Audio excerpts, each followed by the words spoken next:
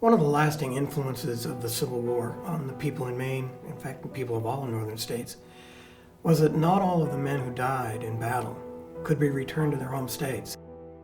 Many of them were buried where they fell, or they were collected after a battle and put into a common cemetery that was later elevated in status. And so many of the battlefields have cemeteries attached to them, and when they could identify, remember the Union dead, and they obviously would put a name and an affiliation up there with them, and people from the north would go down and visit. This is consecrated ground. These men left their homes, left their families, left their jobs, and gave up their lives for an idea. And that sacrifice, the idea of maybe even just a small headstone, was insufficient.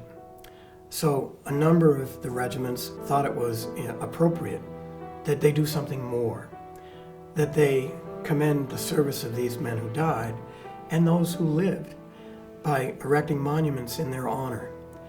If you ever get to Gettysburg, the entire field is covered with monuments to the service of men, not just from the Union, but there are many from the Confederacy as well. But you go around to the cemeteries and you go around to some of the other battlefields, like Petersburg and Richmond, Appomattox. You have these areas where you stop and you recognize the enormity of what goes into the effort of the Civil War and the sacrifice of the men who served in it. And you realize that yes, this is hallowed ground, and you mark it as hallowed by something of permanence, and that permanence oftentimes is a monument.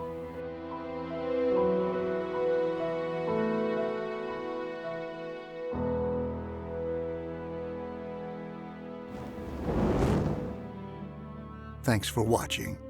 And don't miss a single episode as we delve into the fascinating history of Maine's role in the Civil War. Please like and subscribe now.